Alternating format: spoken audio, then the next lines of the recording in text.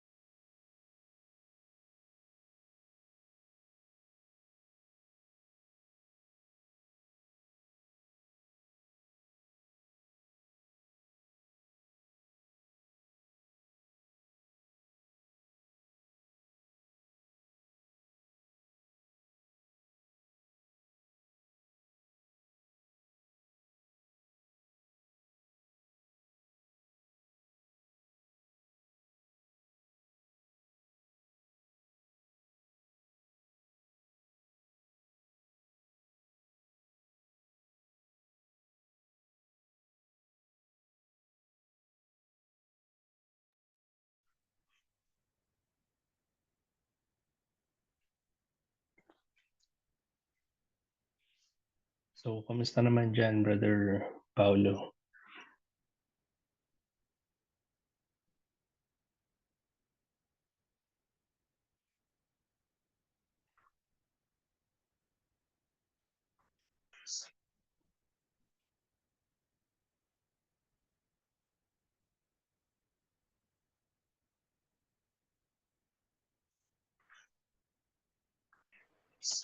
Good evening po. Okay lang po. Ay, good morning po pala. Nasa labas ka ba? Yung ano po, malapit lang po kami. Malapit lang po ako sa kalsada. Yung bahay po. Okay. Kanan po talaga sa kalsada. Kamusta naman internet natin dyan ngayon? Okay naman po. Okay. Sige, narinig naman kita. Rinig naman po. Nang malinaw, yes. Sige. So, try natin magbasa ng ng scripture. Sabihin ko na lang sa'yo kung saan. Teka lang. Okay. Sige. Sige, start na tayo para try nating matapos on time. So, nasa na ba? Share ng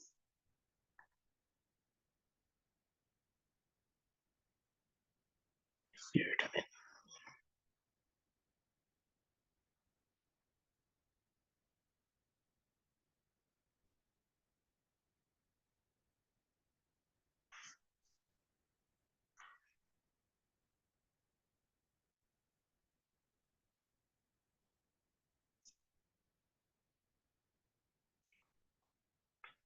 Ayan.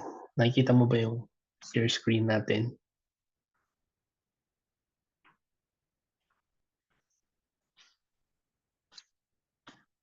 Hello?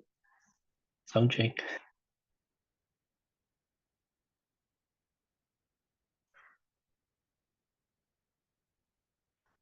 Wala yata. Naririnig mo ba ako, Brother Paolo? Nakikita ko po. Okay. Tas naririnig mo rin ako? Yes po, yes po. Okay. So, yan yung lesson plan natin. Pasensya na at hindi napadala nung mga nakaraan. Try namin padala next time, ahead of time ulit. Pero, yan yung kabuuan ng ano natin. Nung course natin, no? Yung module 1 natin, lesson plan. So, course title is about answering God's call, understanding, overcoming barriers, and growing in faith. Objective natin, review lang natin Christians to gain a deeper understanding of God's general and specific calling, address fear and barriers, and grow in faith and obedience. So for now, ako yung teacher, and next time, kayo naman yung magtuturo sa mga next na Christians atin, tsaka kapwa natin Kristiyano para lumago sila. So target participants natin, adults or teens. So right now, mga teen, YP, young people. So materials, maganda kung meron tayong King James Bible, notebooks and pens, especially pag sa classroom setting na kayo, pag nagtuturo kayo sa mga kabataan dyan. So meron tayong 10 session, target natin 1 hour each.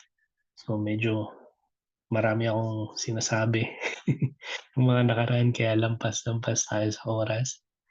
So yun, yung mga nadaanan natin, session 1 to 5 na topic natin. Introduction to God's Calling. Session 2, General Calling. Session 3, breakdown natin yung dalawang calling, di ba? General calling, specific calling. Session number 4, Overcoming the Fear of Sacrifice. Session number 5, Overcoming the Fear of Failure. So ngayon, halfway na tayo. Session 6, Addressing Personal Sin and Disobedience. So yan yung mga next na topic natin. Session 7, Doubts and Misunderstanding about God's Call. Session 8, Trusting in God's Plan. Session 9, Answering God's Call and its Impact on Others. Session 10, Rewards of Answering God's Call. So, konti na lang, matatapos na natin yung module 1 natin. And yun, siguro hindi na masyadong matagal yung mga discussion, hopefully. Kasi, dito, medyo sanay na tayo dun sa kung paano natin yung flow ng lesson natin, di ba? So, ayan yung session ito. Session number 6 today. Ito yung outline, share ko sa'yo para kasi hindi natin napadala nung last time para masundan mo din. So, start na tayo. Session number 6. Topic natin is addressing personal sin and disobedience. And our objective for tonight is to understand how sin hinders God's calling and the path to forgiveness. So, yun yung ating objective. Scripture reading and opening prayer. So, babasahin natin yung 1 John 1:9 and Proverbs 28:13. So, sa yung 1 John 1:9, tapos sa akin yung Proverbs 28:13. Tapos, let's open in prayer. I'll open us in prayer.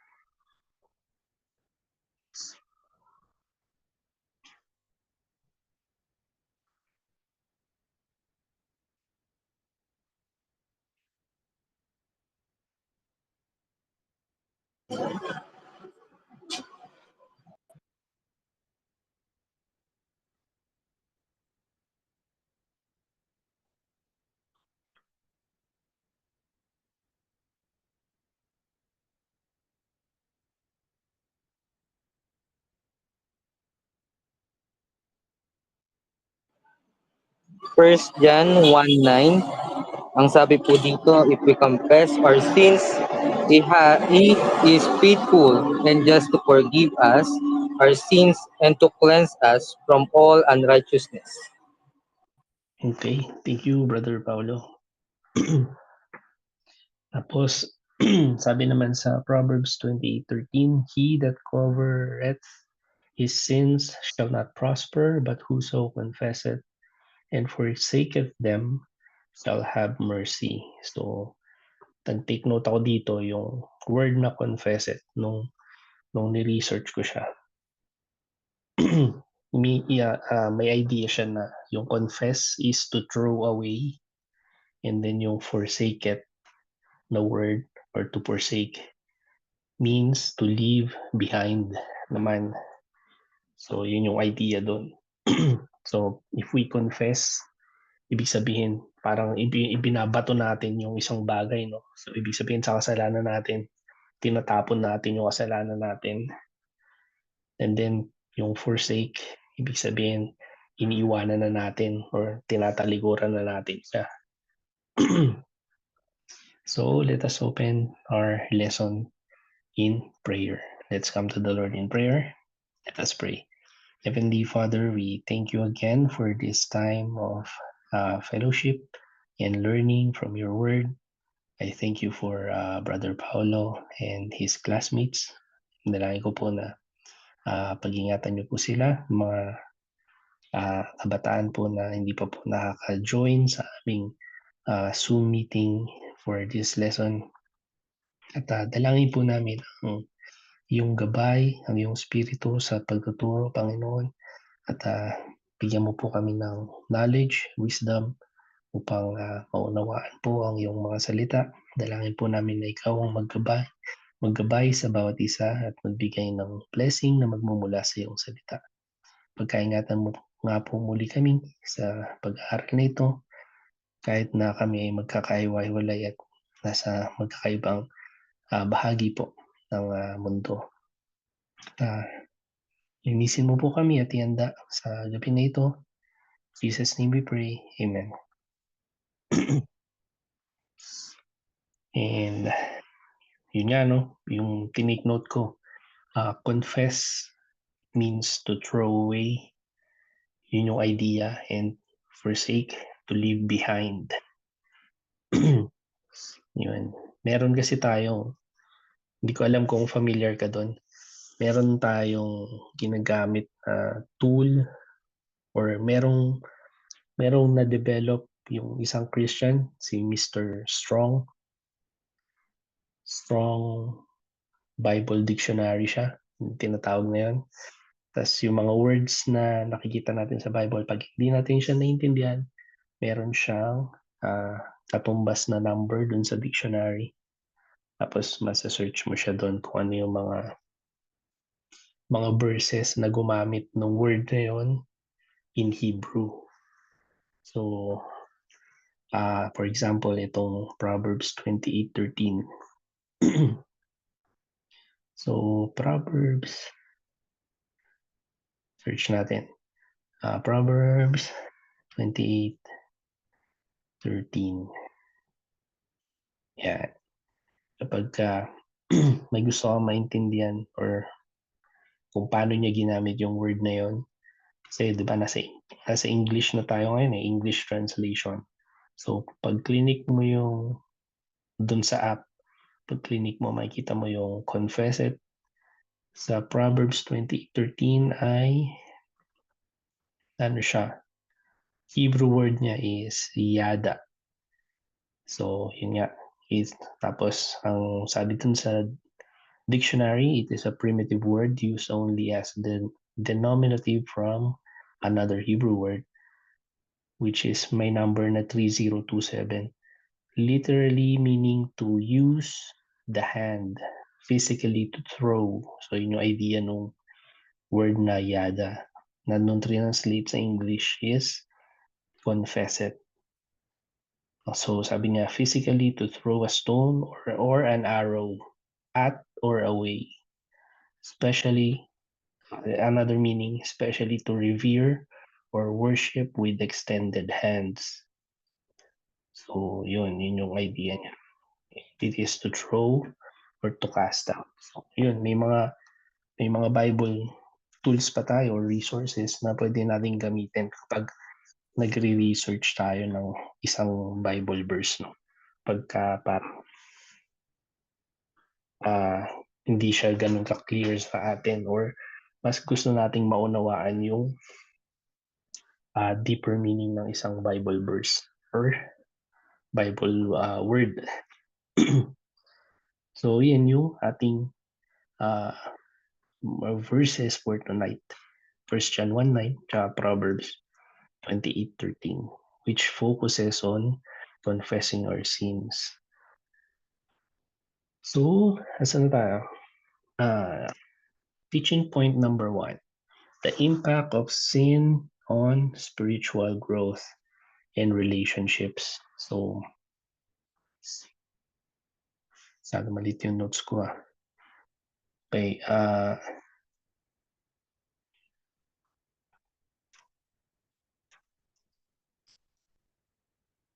naduling ako eh. Ayun. So, the impact of sin on spiritual growth and relationships. So, makikita natin yan sa mga Bible verses natin, Isaiah 59, verse 2, and James 4:17. Oh, sana? Hindi pala. Dinagdag ko lang yung James 4:17. So, Isaiah 59, verse 2. Sabi doon, but your iniquities have separated between you and your God, and your sins have hid his face from you that he will not hear. So, yung dito naman, makikita natin yung iniquity. So, definition ng iniquity, in general, di ba, yan? Magkakaparehas siya in general. Sins, iniquity, tsaka transgression. Yan yung makikita natin na laging ginagamit sa Bible. Pero may mayroong konting differences. Si iniquity, it is a moral evil. So, ibig sabihin, to make something crooked or binabaluktot natin isang bagay, to do wickedly and to do wrong. So, it has almost the same meaning sa sin, no? Kaya, ano pa yung sin? Sin is, sabi nga sa James chapter 4, verse 17, therefore, to him that knoweth to do good and doeth it not, to him it is sin. So, ibig sabihin, kung alam na natin yung mabuti, di ba? Tapos hindi pa natin siya gagawin, nakakount siya sa atin as sin. So, sabi naman sa Proverbs 14:34, righteousness exalteth a nation, but sin is a reproach to any people. So, dito naman yung mga words na kailangan nating maunawaan is yung exalt, meaning to extol, glorify, honor, or praise. And then yung reproach, no? But sin is a reproach to any people. Reproach is to discredit or disgrace, disapproval or rebuke. Yan yung mga meaning nun, no? So, yung point number 1 natin ay, sabi doon, impact of sin on spiritual growth and relationship. So,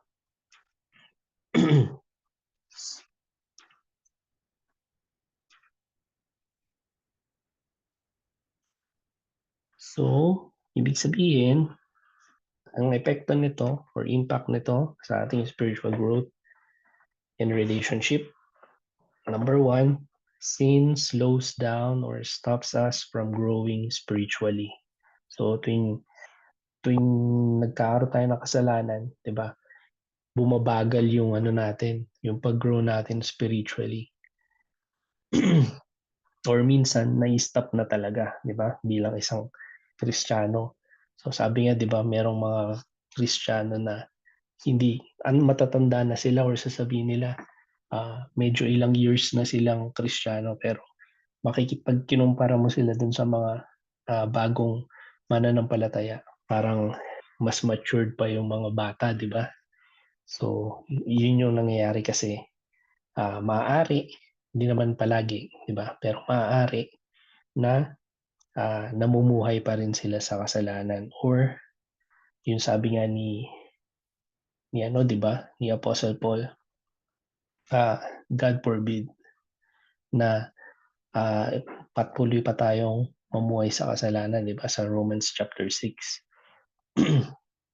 And also about relationship, sin damages and sometimes completely destroy and end our relationship. So it damages our sin. Hindi naman niya nakakat bilang Kristiyano, 'di ba? Hindi naman nakakat yung relationship natin. Hindi naman nag-end yung salvation natin in terms with our relationship to God. Pero nagkakaroon ng consequences and napuputol yung fellowship natin sa Panginoon, no? Pag nagkakaroon tayo ng kasalanan. And yung second part ng sentence natin, sin damages and sometimes completely destroy and end our relationship. Patungkol naman sa friends and families. Yan yung ma-observe natin, no, sa tuwing nagkakaroon tayo ng kasalanan.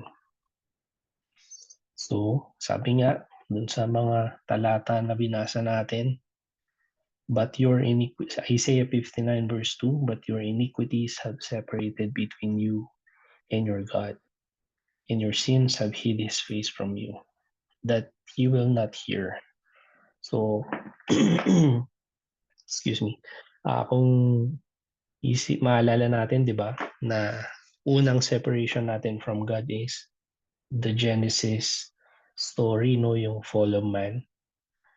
And James chapter 4 verse 17, therefore to him that knoweth to do good and doeth it not, to him it is sin. So ito para madali nating ma-identify, no, yung kung ano yung mga kasalanan. So tayo, kung maisip natin na kung bubuksan lang natin talaga yung mata natin, no, tapos i-accept natin na pag in-analyze natin yung isang bagay, tapos makikita natin na mali siya or tama siya, tapos hindi natin siya gagawin. So may iwasan din natin yung sa paggawa ng kasalanan. And sabi doon, Proverbs 14:34. So righteousness exalteth a nation, but sin is a reproach to any people. It is a disgrace or disapproval. Bumababa yung ating reputation, di ba? Every time na gumagawa tayo ng kasalanan, kasi yun yung tumatatak sa isip ng nakakapag-observe sa atin.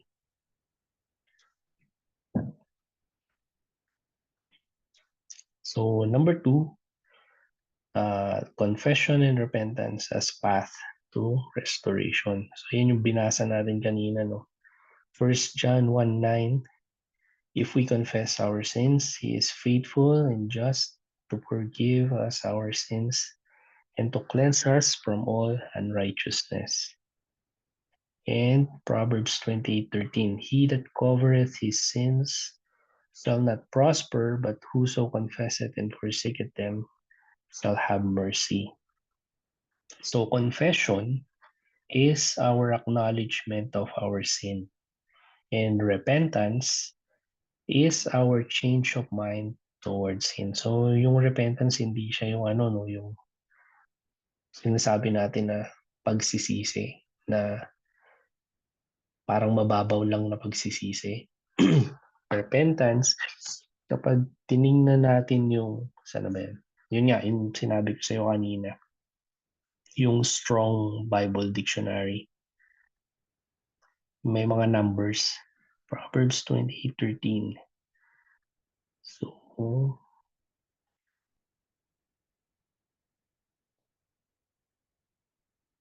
wala pala dito sa verse na to. Mamaya. Pero pag nilook up mo yung word na repentance, yung definition niya is change of state of mind. Change of the state of mind. So, ibig sabihin, hindi yung nagsisi ka tapos ulitin mo ulit, no? Yung repentance, mas mabigat yung meaning niya sa Bible na pag na-realize mo yung kasalanan mo and kinonfess mo siya, tatalikuran mo na siya. No? So magbabago na yung mindset mo dun sa kasalanan na yun. So yun yung biblical meaning or biblical way of repenting. Tapos number 3, practical ways to overcome sin.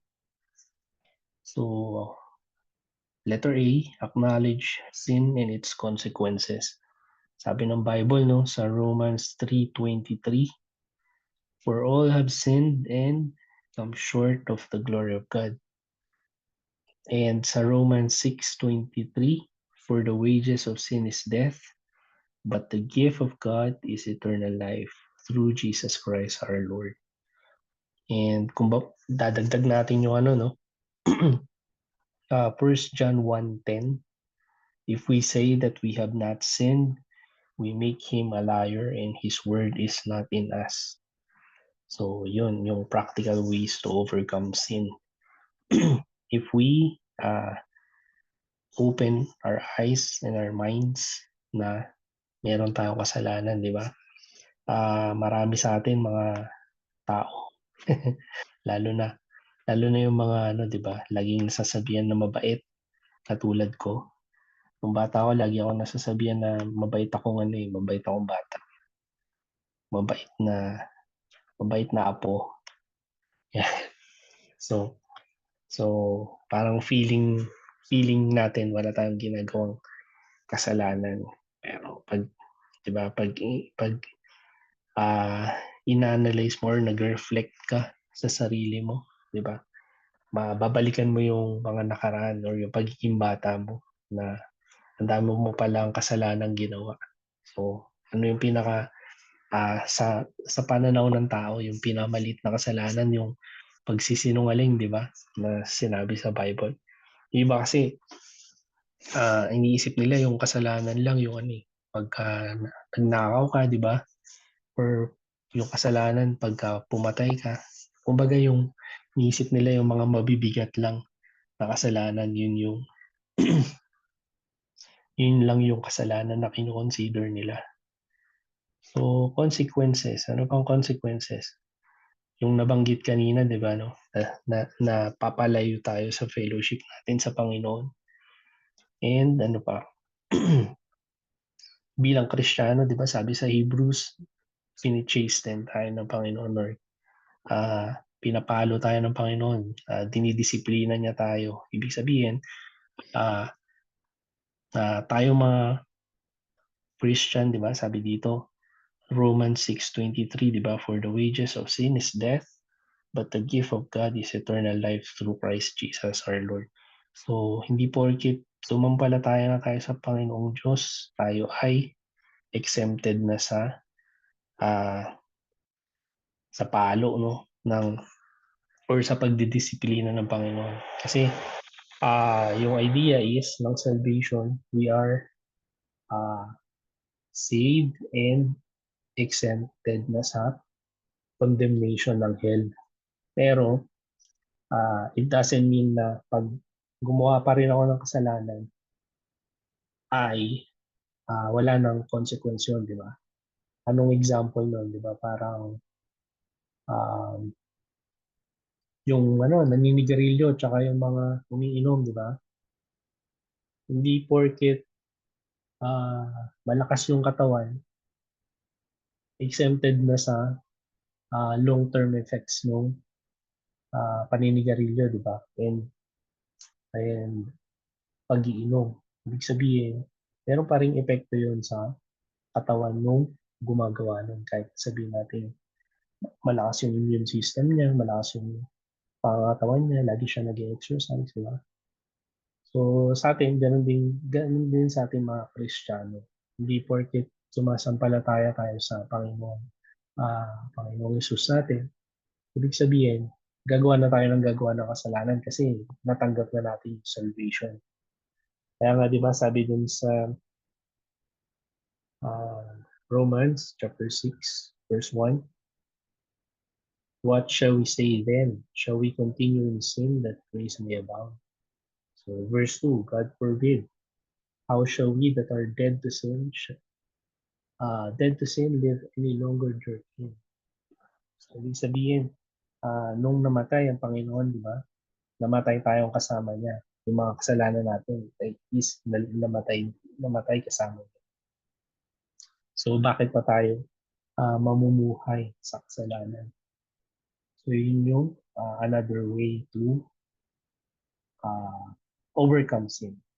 Knowledge mo na mayroong kasalanan at mayroong mga consequences yung kasalanan na yun. So letter B, confess and seek forgiveness. So sabi nga nung pastor namin dito, keeping short sin account with God. So yan yung ibig sabihin, dahil nga nandito pa tayo sa lupa, di ba? We are not perfect. Magkakaroon pa rin tayo ng kasalanan. Minsan, we are tempted to lie pa din, di ba? Lalo na kapag may yung sitwasyon natin, may nakaambang talagang danger, di ba? So, natatempt pa rin tayong gumawa ng kasalanan. Pero, sabi nga ng 1 John 1:9, if we confess our sins, He is faithful and just to forgive us our sins and to cleanse us from all unrighteousness. So, yun yung formula. So, alam ng Panginoon na magkakasala pa rin tayo. Kaya nga sabi, di ba? Hindi lang yung kasalanan ng past natin yung tinatawag ng Panginoon, kundi pati yung kasalanan natin in the present and future, di ba? Pero, sabi doon, if we confess our sins, ibig sabihin, meron pa rin tayong gagawin. Continuous yung process na tayo ay hihingi ng kapatawaran sa Panginoon. Kahit na alam natin na pinatawad niya na kahit yung mga future sins pa natin, di ba? We should still confess our sins. And then, Proverbs 28:13. So, yun talaga yung theme ng lesson natin ngayon. He that covers his sin shall not prosper, but whoso confesseth and forsaketh them shall have mercy. Yan. Ayun, tapos dinagdag ko yung verse na Psalm 32 verse 5. I acknowledge my sin unto thee, and mine iniquity have I not hid. I said, I will confess my transgressions unto the Lord, and thou forgavest the iniquity of my sin. So ito yung medyo na-touch natin kanina. Sabi, yung sinabi ko kanina na magkakamukha, di ba? Saan na? Nalito na ako. Ayun. So, letter B, confess, and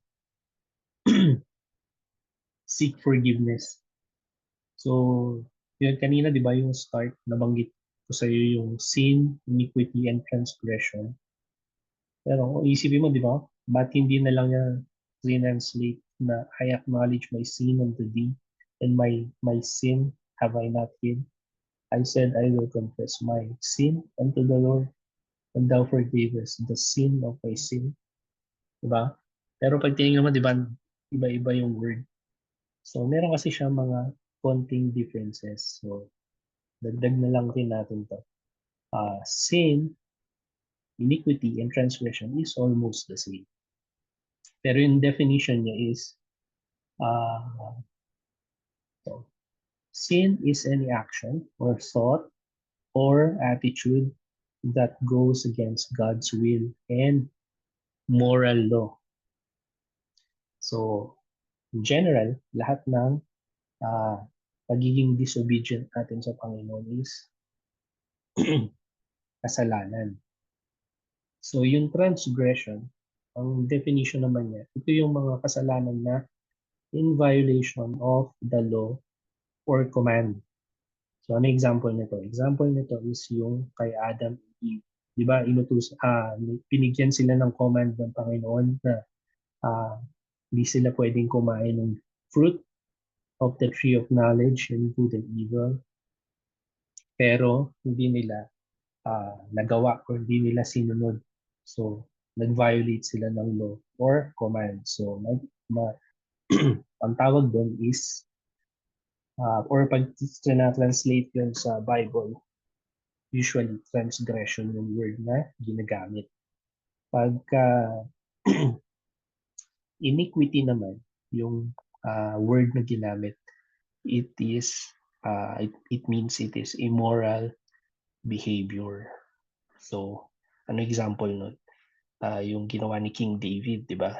Kay Bathsheba, nag-commit siya ng adultery kay Bathsheba. So it is considered as iniquity or immoral behavior. What else? Yung ginawa niya naman dun sa asawa ni Bathsheba, yung pag-murder niya kay Uriah. So it is iniquity din. Kasi immoral yung behavior na ginawa niya. So yun yung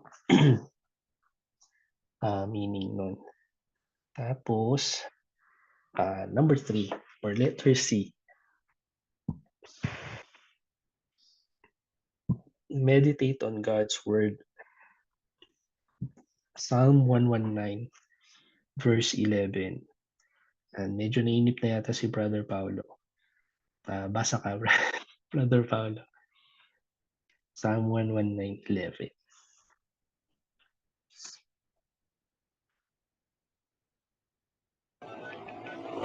Samuel 1:9-11 po, no?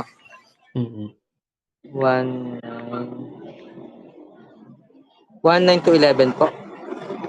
Ano? Psalm 119, verse 11. Psalm. Nasa ano na tayo? Nasa meditate on God's word dun sa outline natin.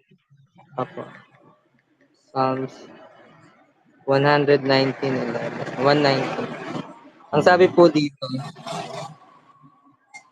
tama ba ako? 119:11. Mm-mm. Ang sabi po dito ay 119:11. Thy word have I hide in my heart. Thy word have I hide in my heart, that I might not sin against thee. Tama po yung ano. Tama. Amen. So, sa tingin mo, dalawa lang ba tayo, Brother Paulo? Meron yung ano, kasama si Brother David po saka si Brother Daryl po. Nasa ano kasi ako eh. Naka-share screen kasi ako, di ba? So, hindi ko nakikita. Bali, ano po tayo? Apat. Apat pala tayo. Okay, welcome, Brother David, tsaka Brother Daryl. Balik natin dun sa outline.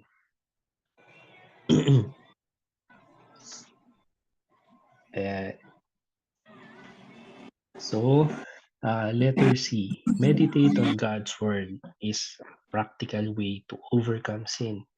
Word So, I hide in my heart. may gusto ka ba idagdag dyan, Brother Paulo? Sa bakit siya practical way to overcome sin?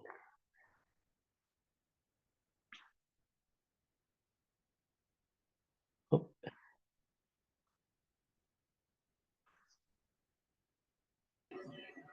Ano po sabi niyo po? Bakit po siya? Isang paraan para makapag-overcome ng sin. Letter C, meditate on God's word. Psalm 119:11. Sa tingin ko po, di ba ang Bible po ay powerful thing na kailangan para maiwasan yung mga bagay na hindi naman tama. Kasi nasa Bible po yung mga bagay na akala nating tama, yun pala yung mali. Yun. Doon, bali, maraming learnings, maraming knowledge na makukuha sa Bible na kung saan tawag ito, i-redirect tayo sa maling gawain patungo sa tamang gawain. Ganun po. Amen. Thank you sa iyong nakapag-share. So, tama ka doon, no? Pero, yun nga, ingat din tayo.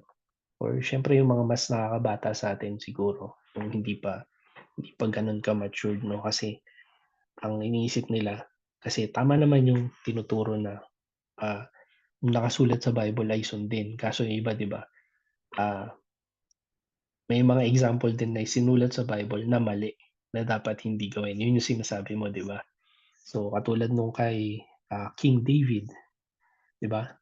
Si King David ay alam natin na a man after God's own heart. Pero sinulat pa rin or pinahintulutan pa rin ng Panginoon masulat yung kasalanan ni David, di ba?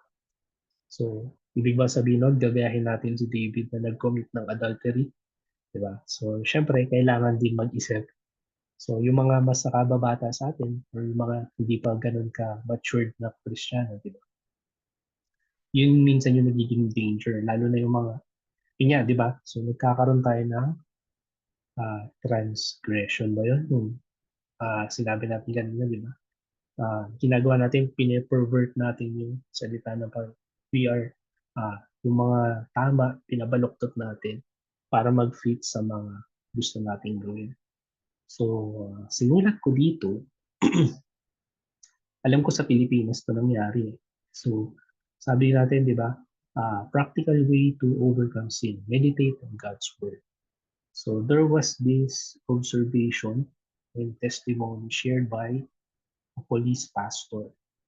So, uh, isa siyang police, tapos isa rin siyang pastor. So, meron siyang team. So, na-observe niya na when he started doing morning prayer and short Bible devotion with his team members,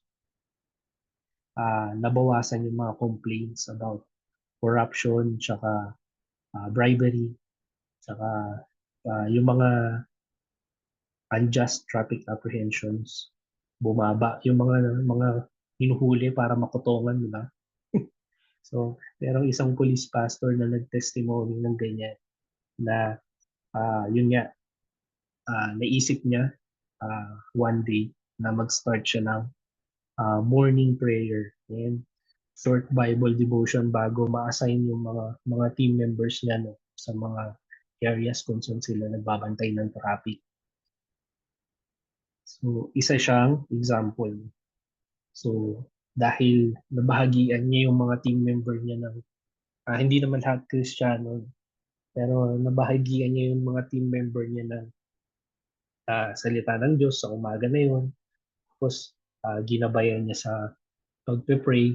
So, na-observe niya na habang tumatagal na ginagawa nila yun, bumababa yung mga reklamo na uh, merong, merong nahinya ng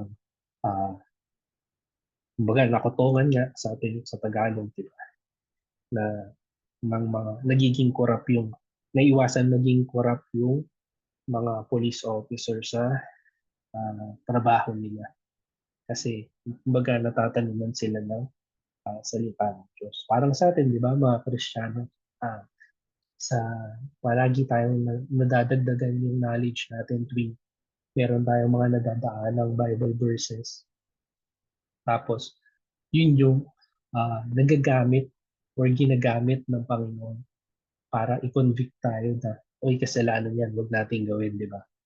So, ganun yung nangyayari. And then, letter D, rely on the Holy Spirit for strength. So, pwede bang magbasa si Brother Daryl or si Brother David? Galatians chapter 5, verse 16. Rely on the Holy Spirit for strength to overcome sin.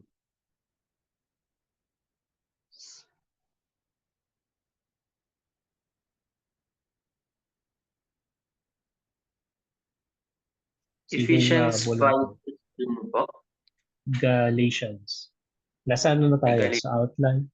Kung nakikita niyo yung outline sa may screen natin, nasa number 3 na tayo. Number 3, letter D. Rely on the Holy Spirit for strength. Galatians 5:16. Galatians. Galatians 5:16. Yes. This I say then, walk in spirit, and you shall not fulfill the lust of the flesh. Amen. Thank you. Brother David yan. Tama ba? Apa. Yeah. Kilala ka na yung mga boses niya.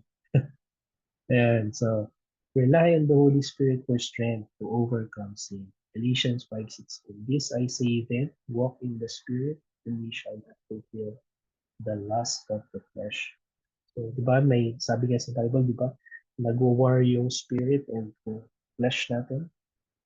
So, a lot of things we cannot do as a believer, but one example is with the help of the Holy Spirit, we become more understanding and compassionate rather than being angered easily and committing sinful behaviors and action. Ba minsan, hindi natin maiwasan yung mga kapatiran, di ba, nakakapikon din minsan. Or meron silang ginagawa, kala nila tama, pero hindi pala Christian-like. So, isang naalala ko dito, no, familiar ba kayo dun sa yung mga gathering ng mga Baptist? Ano ba yun? Ayun, nung nasa Carmona pa kami, umattend ako na Baptist Day. Tapos dun sa Baptist Day mo, parang ano siya, inorganize siya ng Region 4. So, churches na nasa Calabarzon. Tapos, yung church na inattendan ko that time, marami silang hindi ba? Tawagin na lang nating sister church. Kasi isang umbrella sila na Grace Baptist Church. Tapos yung pinaka-main church nila, nagkaroon ng mga maraming Bible student nung time nung pastor ko. So nag-graduate sila na parang mga 20 plus. Tapos pag-graduate na yata sila ng mga 20 plus na pastors. So yun nga, Baptist Day. Tapos nagkaroon ng event. Tapos after ng event, nagkaroon ng offering. Tapos after ng offering, na-assign yung grupo ng church namin. So mga 20 plus na churches yun, di ba? So kumuha ng mga volunteer para magbilang ng offering para para makapagbigay ng update habang hindi pa nawawala lahat ng tao. Magbigay ng update kung magkano yung naging offering ng Baptist Day na yun. So, isa ako sa mga nagbibilang no offering. Tapos, meron kaming sister church. Tapos, merong isang babae doon na, kasi ako bago lang ako member ng church eh. Tapos, sinama lang ako ng pastor ko. Tapos, itong sister na to, nagbibilang din siya ng pera. Tapos, ang ginagawa niya, hindi niya sinusulat kung magkano na yung nabibilang niya. So, ibig sabihin, hindi niya namomonitor, di ba? Yung kung magkano na yung nabibilang niya. Ginagawa niya, minimemorize niya. Tapos nakikipagdaldalan siya sa iba. Meron siyang mga times na nakipagkwentuhan siya or nakikipag-usap siya. So, sinabihan ko siya na, sabi ko sa kanya, sis, mas maganda siguro, isulat natin yung kung magkano na yung nabibilang mo. Kasi 'di ba, para namo-monitor mo siya ng tama. Yun yung side ko. Tapos nagalit siya sa akin, tapos pinagsisigawan niya ako dun sa harap ng mga kapatiran ng iba't ibang churches ng Grace Baptist Church. So, yun lang, di ba? Pero hindi ko siya, nung time na yun, hindi ko naman siya pinatulan. Tapos, nag-quiet na lang ako. Tapos, sinabi ko sa kanya na okay, kung komportable siya doon sa ginagawa niya, tsaka hindi naman siya malulose track, di ba? So, ibig sabihin, kung magre-rely tayo sa sarili natin bilang isang Kristiyano, so malamang nagkasala na ako, di ba? Tapos, pinatulan ko na siya kahit sa words lang, di ba? Kumbaga, inano ko pa rin yung position ko na mali yung ginagawa niya, na hindi siya bibilang ng tama or hindi niya mino-monitor yung yung pera ng tao. Pero marami din naman kami doon. So, hindi naman siguro siya mandadaya kung doon sa pagbibilang ng pera, di ba? Pero yun lang, meron kasing mas magandang way para gawin yung isang bagay, di ba? Na maaari kasing sa pakikipagkwentuhan niya, magkamali siya ng bilang or makalimutan niya kung nasa magkano na siya na binibilang niya. So, ulitin niya lang yung trabaho, di ba? So, mapapatagal lang lalo. So, yun nga. Ibig sabihin, di ba? Rely on the Holy Spirit for strength to overcome sin. So, that time, hindi ko naman sinasabing perfect ako. Pero, di ba? Naging mas understanding ako and compassionate sa kanya, di ba? Kesa magalit ako at patulang ko siya at magsabihan kami ng hindi maganda. So, next one is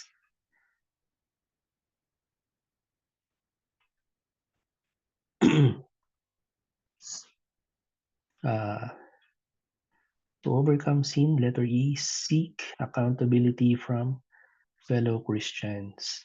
James 5:16. So, Brother Daryl, babasa naman ng James 5:16.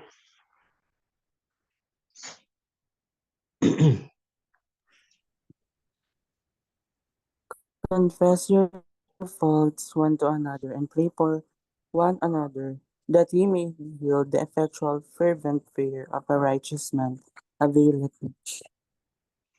Amen. Sabi doon, confess your faults one to another and pray one for another, that ye may be healed. The effectual, fervent prayer of a righteous man availeth much. Alam nyo, maraming application to James 5:16. Ano muna tayo? Sidetrack ng konti. Balik ko na nga dun sa muna. Sa Zoom. Muna tayo. Stop share muna tayo para makita ko naman kayo. Oh. Sabi niya. Yan. Guys, gallery view. Kaso wala palang camera si Naka-turn off pala si Brother Paulo at si Brother David. Ayan. So, ang sabi doon? James chapter 5 verse 16. Confess your faults one to another and pray for one for another, that ye may be healed. In the effectual fervent prayer of a righteous man availeth much. So, yun, sabi ko kanina, sidetrack. Kasi, diba sabi, if any one of you is sick, diba, call for the elders of the church. So, merong instance na merong may sakit dito sa church. Tapos, naniniwala siya dun kasi sabi ng Bible, di ba? Pagka may sakit ka, call for the elders of the church. Tapos magpa-anoint ka ng oil. So, sa experience ng church dito, sabi naman nila, ng pastor, marami na silang inanoint ng oil. Tapos marami na rin namang gumaling. Hindi lahat, Pero ibig sabihin, gumaling yung karamihan sa nagpa-anoint ng oil. So, isa sa mga one time, sinama ako ni pastor. Tinawag niya ako, sabi niya, mag-join daw ako sa kanila dun sa pag-anoint ng oil. So, kasi dito, yung pastor ay, ang interpretation niya dun sa elders of the church, hindi lang yung literal na matatanda. So, kasama yung matured sa pananampalataya. And para sa kanya, matured ako sa pananampalataya. So, tinawag niya din ako. Kasama yung mga deacons, tapos yung mga pastors. Meron ding bata kasama ko, si Josh. Ano siya yung music leader namin, music director namin ngayon. So, in-apply namin tong James 5:16. So, bago namin in-anoint ng oil, or bago in-anoint ni pastor, yung may sakit ng oil, we practice this James chapter 5:16. Confess your faults one to another and pray for one another that ye may be healed. The effectual fervent prayer of a righteous man availeth much. So, bago in-anoint ni pastor ng oil yung may sakit, ginawa namin to. One by one, nag-confess ng kasalanan. No? So, di naman hindi naman sobrang detail. Siguro hanggang doon lang sa level na komportable kang i-sabihin yung kasalanan.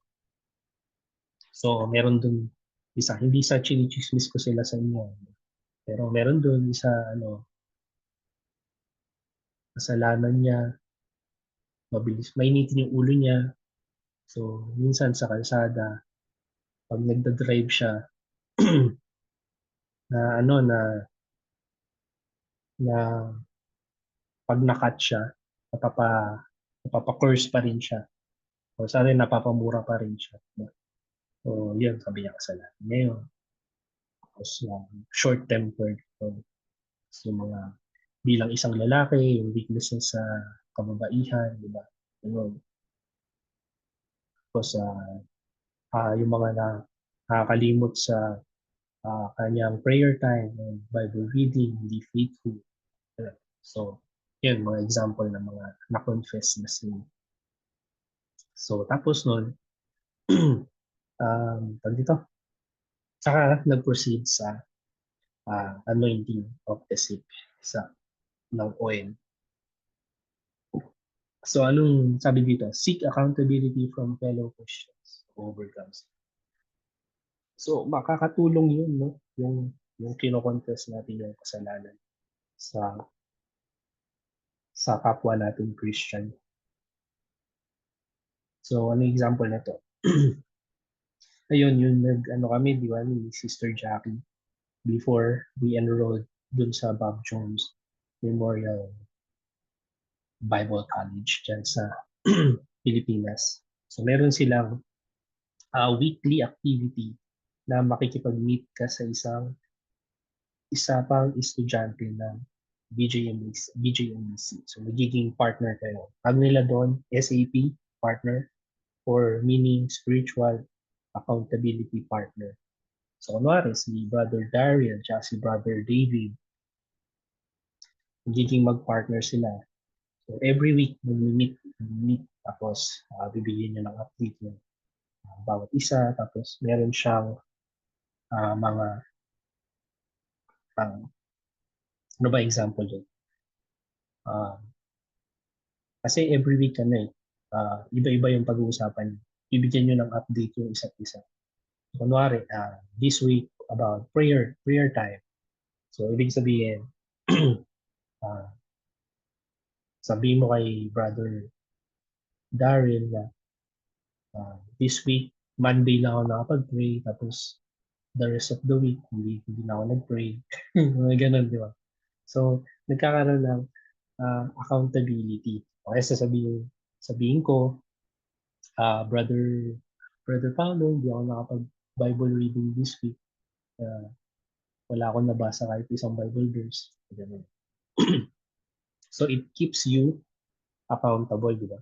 So ano ba, ang naisip ko dun, sa makataong paningin, di ba, para the next week, syempre, ayaw mo namang sabihin kay Brother Paulo na, Brother Paulo, hindi na naman ako nagbasa ng Bible.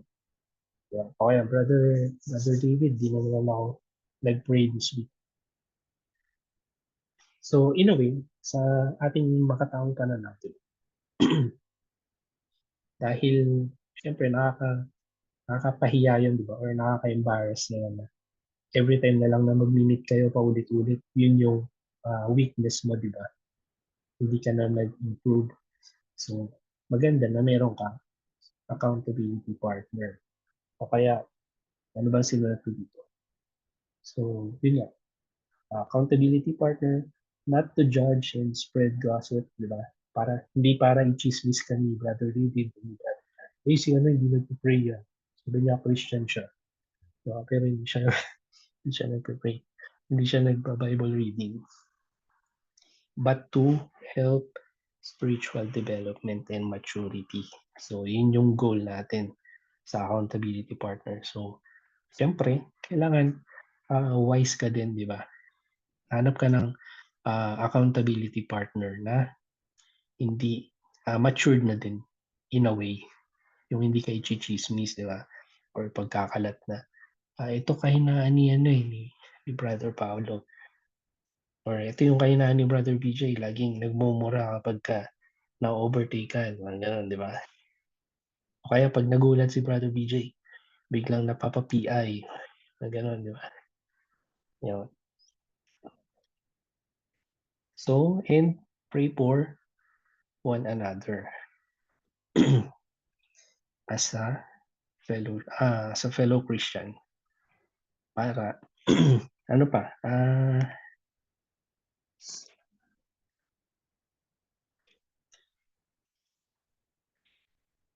accountability partner.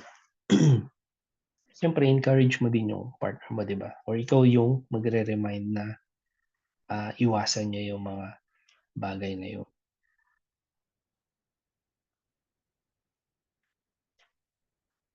Then letter F, practical way to overcome sin.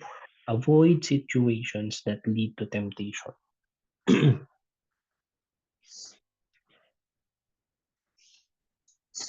So Matthew 26:41.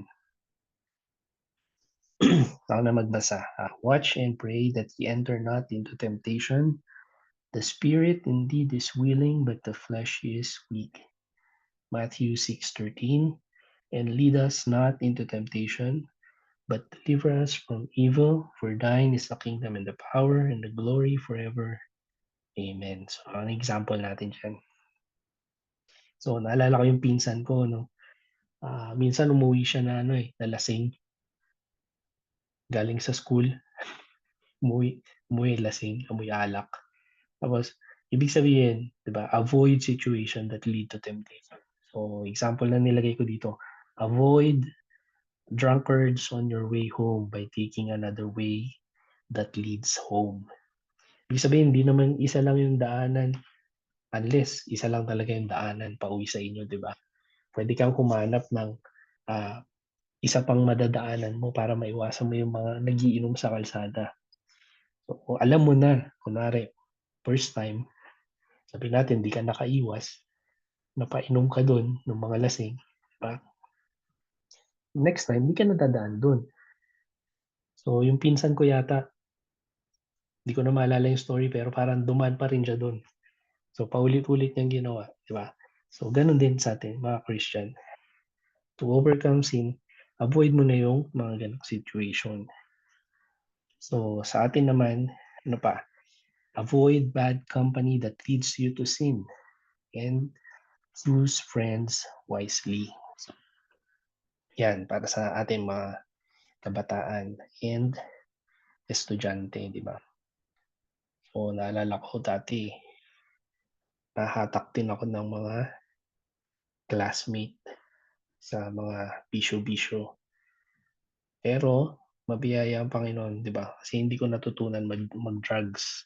Kahit na meron akong mga kakilala at saka mga classmate na nasubukan nilang mag-drugs, di ba? So, pinag-ingatan pa rin ako ng Panginoon kasi yung mga kaibigan ko mismo nagsabi na, wag mo susubukan. Di ba? Kasi pag sinubukan ko daw, sila raw mismo manggugulpi sa akin. Kaya hindi, kaya, kaya hindi ko nasubukan.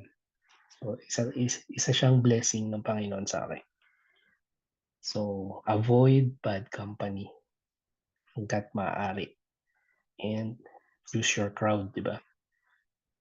So, next. Biblical example ng avoidance ng kasalanan or David's prayer of repentance after he sinned with Bathsheba. Number 4, Psalm 51 verse 10. Create in me a clean heart, O Lord, and renew a right spirit within me. Psalm 51 verse 17. The sacrifices of God are a broken spirit, a broken and a contrite heart. O God, thou wilt not despise. So, contrite meaning repentant, no?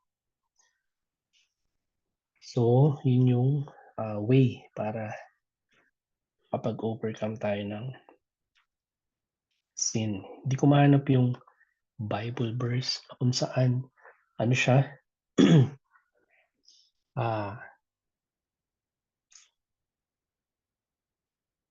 Alam nyo ba na ang buto natin ay kapag nabali siya, tapos nag-heal dun sa point na kung saan siya nabali ay mas malakas siya doon and mas matibay. So, yun yung Bible verse sana na gusto kong i-share sa inyo. Pero hindi ko siya mahanap. Kasi, yun yung idea na nag-fail si David, di ba?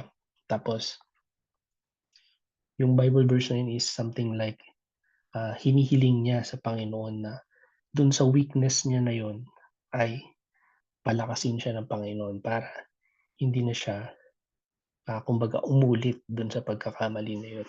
So, ganun tayong mga Christian, di ba? To overcome sin, dapat manatili tayo sa salita ng Panginoon. Meron tayo ng accountability partner. And, yun. So, iwan ko sa inyo yung mga questions.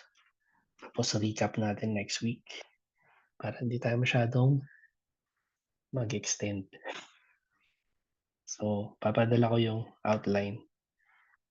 Again, paumanhin at hindi namin napadala. Medyo busy sa work. And also, nagkasakit kami ni sakit kami ni Sister Jackie. Kaya, hindi namin naasikaso yung mga ibang bagay.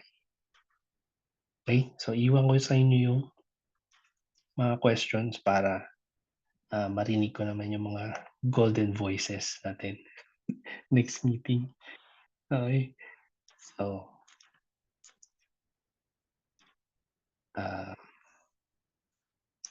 request natin si Brother Paolo to close us in prayer.